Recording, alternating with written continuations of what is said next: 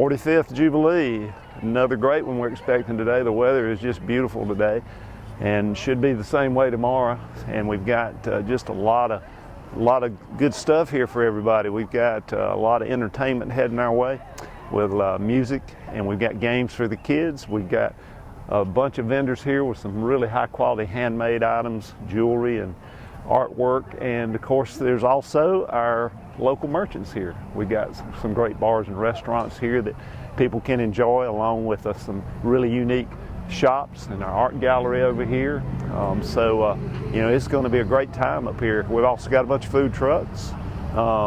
It's just going to be a lot of fun. Going to be a fun day.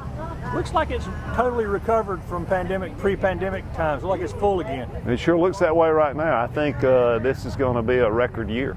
Looks like we're seeing a big turnout already early this morning. So we've got cars parked all over the place here, and of course we've got plenty of parking for folks this year.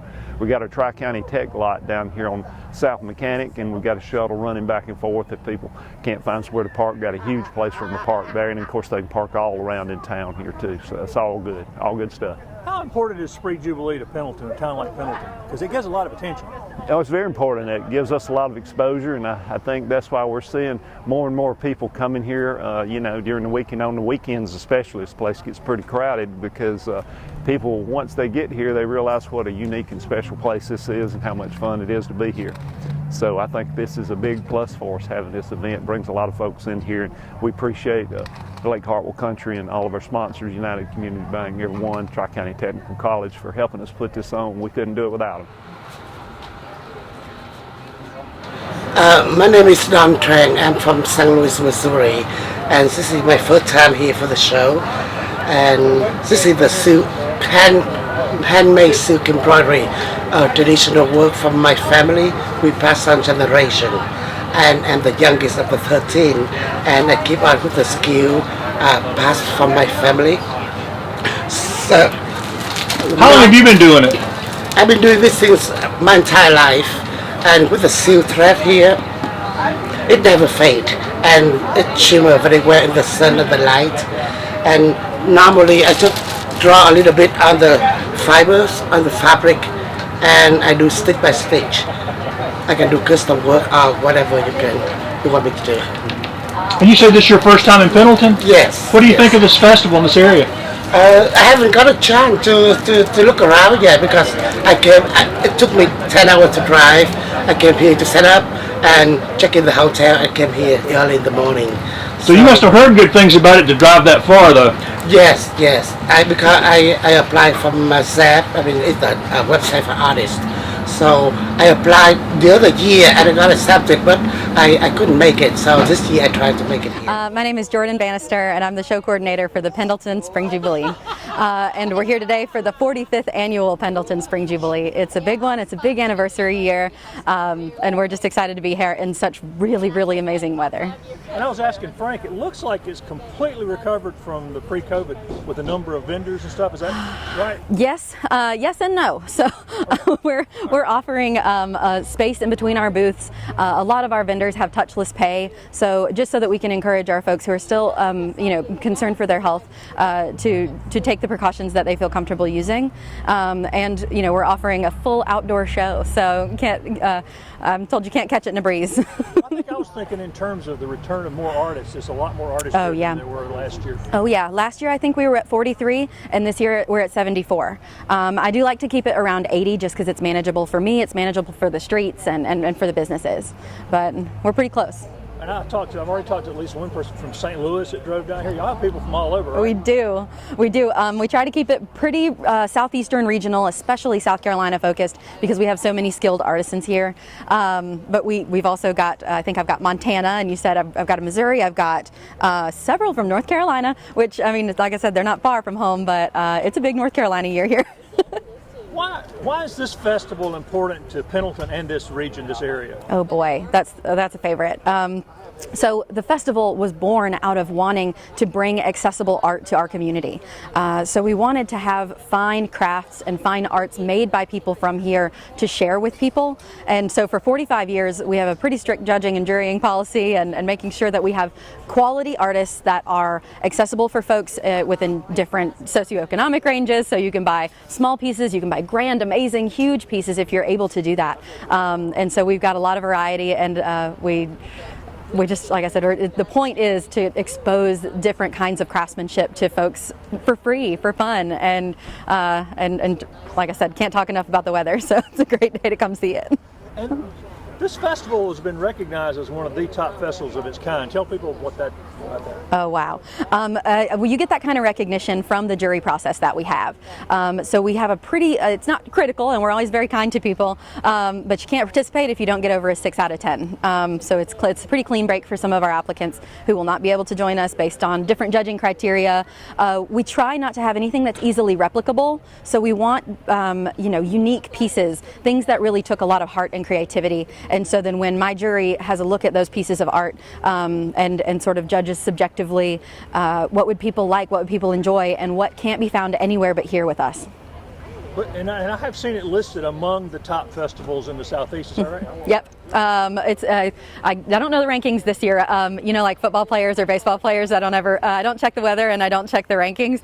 But I do think we've been recognized for several years as just a fun show.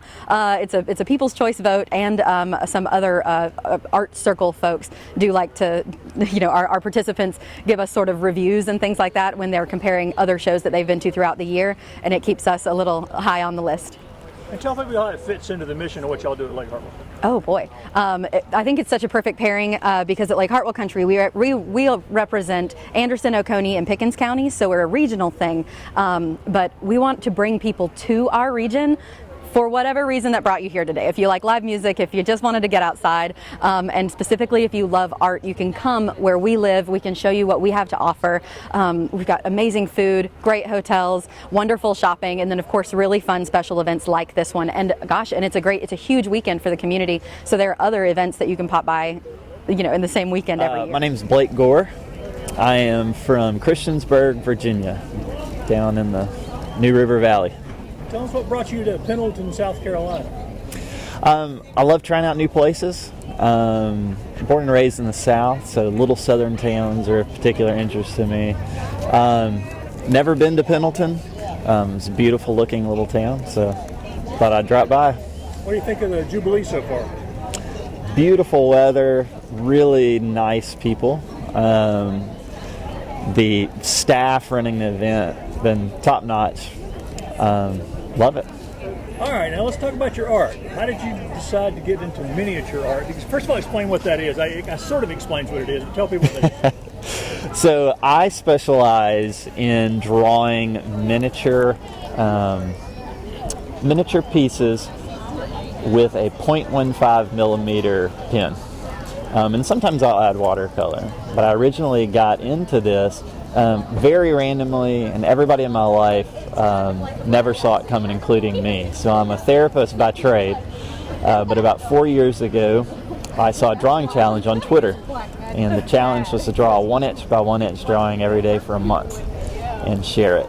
So I did it and had a lot of fun, met some really cool people throughout the challenge, and it just turned into this. And so therapy is about looking for the little things too, right? Exactly. Or is that a stretch? That's right. I'm a big believer in the power of constraints.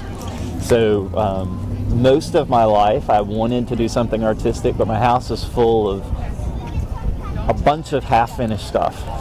But this was it was perfect for me, even though I just stumbled on it. There's just so much detail you can put in a square inch before it just turns into a black square. So those constraints allowed me to be creative, but actually finish things. I was going to say, a house full of half-finished stuff is a house of an artist. Let's face it, that's the house of an artist. That's very true. Very true. Right next to it. I was walking down the road and I saw a donkey. He only had 3 legs and 1 eye. He was a winky wonky donkey. Can everybody do a winky wonky donkey? Winky wonky donkey. I was walking down the road and I saw a donkey. Hee-haw. And he only had 3 legs, 1 eye, and he liked to listen to country music. Hee-haw! He was a honky-tonky, winky-wonky donkey. Y'all did good.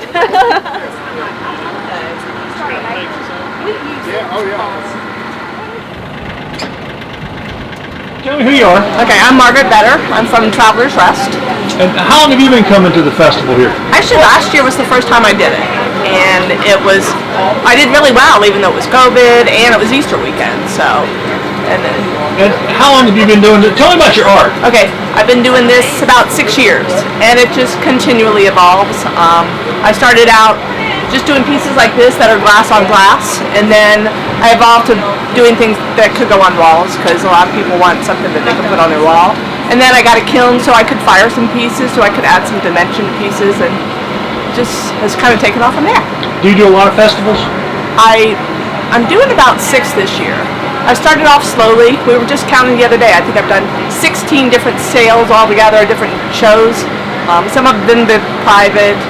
I did something for a place in Lexington that was a charity event. I've done that a couple times. So I'm just starting to do these bigger shows. So. Had you been to Pendleton before last year? Or just No, but it sure is cute. No, I had not. So you like the area of the town? Yes, I do. We're gonna get bakery goods, and yeah, it's very cute. It's very cute. So yeah.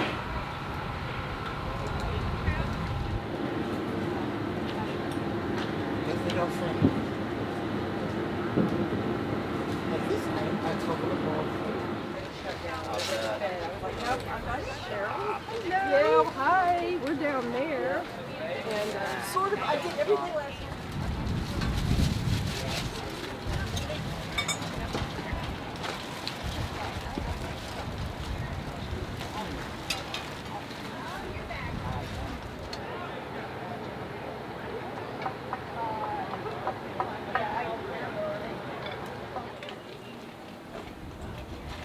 Hi. Who the artist is? Yes, Courtney Tomczyk. I'm from Winston-Salem, North Carolina. I am a mixed media ceramic artist and use a lot of found objects in my work. It has changed over the years and getting a little more dimensional. I'm rusting old vintage frames and using grates and rusty parts, and then I make all my ceramic pieces with multi-textures and patterns, which I call controlled chaos. So you find all this stuff? Well, I make all the clay. Right. And then, yes, so I find these this is from a heat element. Obviously, that's a watch spring. This is a drawer, an old drawer where they had the pools. These are drafting tools, and then these are old Postmaster. You can't really tell, but they're old mailboxes.